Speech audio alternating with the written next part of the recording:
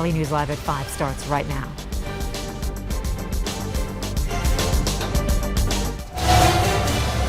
This is Valley News Live at 5.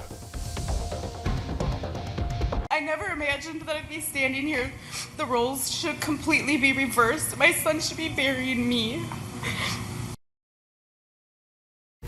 Mourners gathered today to remember the life of the 20-year-old man who was shot and killed by a former Brooklyn Center police officer. Daunte Wright was killed at a traffic stop 11 days ago. Reverend Al Sharpton delivered the eulogy at the funeral service. Congresswoman Ilhan Omar read a proclamation which she presented along with a flag to Daunte's mother, Katie. Governor Tim Walz also read a proclamation pledging work toward racial justice and equity in Daunte's name. Senator Amy Klobuchar called to pass legislation to reform policing in America. Wright's siblings shared some memories of their brother. But I am going to miss this man so much because he was literally my best friend through thick and thin, through all the late night conversations we had about him trying to better himself as a man and the man he wanted to be for Junior. We've talked for hours on it, and he was doing that. The officer who pulled the trigger, Kim Potter, resigned in the wake of Wright's death. The Brooklyn Center police chief also resigned and said Potter mistakenly grabbed her gun instead of her taser. Potter is charged with second-degree manslaughter. She has not yet entered a plea. In tonight's Legislative Watch, the North Dakota House revived a couple of bills that Governor Burgum vetoed, with one of them being the anti-mask mandate bill.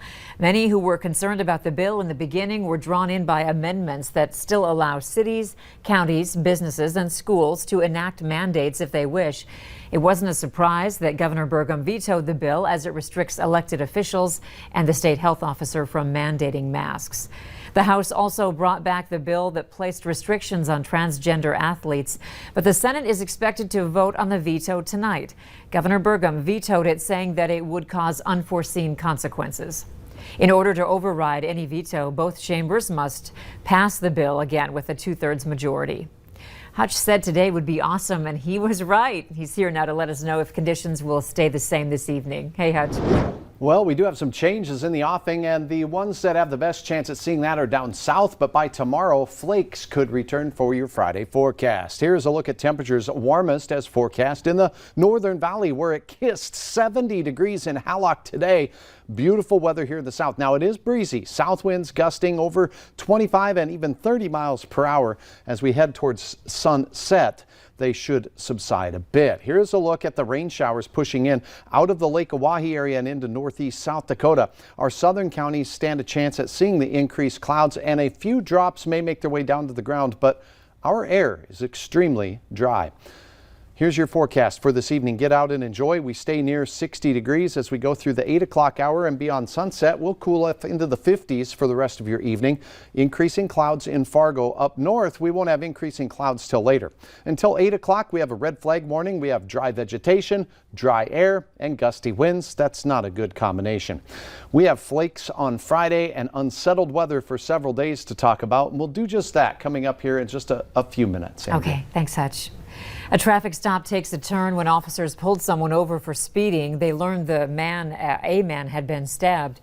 At around 11:30 last night, the car speeding through Bemidji was stopped. The driver said they witnessed a stabbing and was driving the victim to the hospital. The victim was identified as Donald Pepworth. Officers went to the area of the stabbing and found another man who appeared to have been assaulted. He was identified as Chase Kerrigan. He said he was attacked and admitted to stabbing Pepworth for trying to steal his speaker.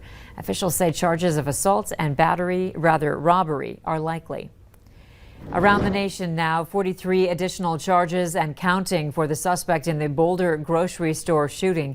The suspect previously faced 10 counts of first-degree murder and another count of attempted murder. The mass shooting at a King Soopers took place 1 month ago today and left 10 people dead. Authorities believe about 115 people were inside the store and another 25 in the parking lot at the time of the shooting. More charges could come, but a motive may not. The next court date is scheduled for May 25th. We are now looking at body camera video from a deadly officer-involved shooting at a school in Tennessee earlier this month. Police arrived at a high school in Knoxville to find a 17-year-old student who was accused of an assault earlier in the day. They tried to arrest him, but the student had a gun and they say fired on officers. Police fired back, killing the student and also hitting another officer who was injured. Authorities believe the officer's actions are fair while others are demanding justice. It could have been avoided. From everything that we see happening in that video, I think that there possibly could have been some other measures. The family has hired attorney Ben Crump to represent them. He has represented several families who've had loved ones killed in officer-involved shootings, including George Floyd's. The Senate has passed legislation to address the rise in violence and discrimination against Asian Americans.